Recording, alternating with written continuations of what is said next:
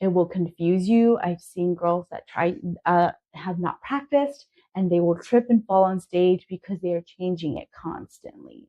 So keep your Hi, everyone, and welcome back. My name is Sophie Zhang, and I bring over 2 decades of pageantry experience and onstage presentation. And hopefully, the advice I give you today will help you win your next big pageant in the future. Alrighty, so today I wanted to touch on some I call them non-negotiables. And these are things that over the course of you knowing and understanding that you will be following through with this pageant, it's something that you've developed in your rehearsals, in your training, perhaps with your coach or your teammates, right? With your biggest cheerleaders, whoever's on your team that can help you. These are the things that you have already been working on and are things that should not be changed abruptly for no reason, a week out, a couple days out before the pageant. And the reason that is because you plan to do well in the pageant, right? And if you suddenly change something about your platform, the way you're going to interview, an outfit you're going to wear, when you change that last minute, everybody starts panicking. Everybody starts running around with their heads cut off because, again, it's more work that goes into it. At the same time, you're adding more stress, more anxiety. So these are what I call the non-negotiables. After about the last, I would say, the third week before the pageant, nothing gets changed. Maybe a few things here and there about your platform, right? Maybe a couple of changes in your introduction, maybe a sentence or a word or two, but nothing else gets changed after about the 3 to 2 weeks before showtime, right? And that's just so that you understand what you're doing exactly and you're not having to switch it back and forth, up and down, right? So the first non-negotiable is your platform, right? Every girl in most pageants nowadays has a platform, and a platform is usually an issue in your community or whatever you're representing, whether it's you're going for a state pageant, it's an issue in your state, or if it's in a smaller pageant, so something in your city, right? Something in your region, an issue in your area that you're representing as a queen and that you want to draw attention to, right? You want to talk about your platform, how you're going to support your platform if you win that title for that region. So the platform is very important. I mean, it depending on what pageant system you're doing, it can easily be worth 40, 30% of your overall score. So it's so important for you to find your platform, why you're passionate about it, and then don't change it. Don't mess with it too much because the platform is something that's very important. And you don't want to mess it up. You don't want to complicate it by changing it like the week of saying, hey, I don't like this platform anymore. Or maybe a parent says, oh, honey, that platform's too controversial, right? I've seen that before.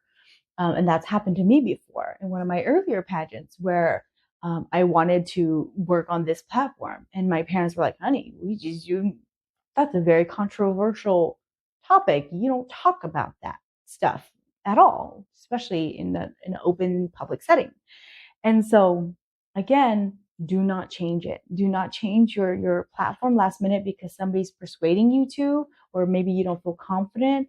If you've rehearsed it over and over again, you will be confident and you will do well. So there's no reason for you to change a platform that you've already studied on, researched on, and you're passionate about. The next thing that's non-negotiable is your walk, right? By this time, if it's already 2-3 weeks before showtime, your walk should be impeccable. You should be catwalking everywhere. Like there's no excuse. You should be catwalking, as you're pouring your cereal for the day. You should be catwalking over to the refrigerator, striking a pose, opening the fridge door, grabbing your milk, striking another pose, and catwalking all the way until you get to your cereal bowl.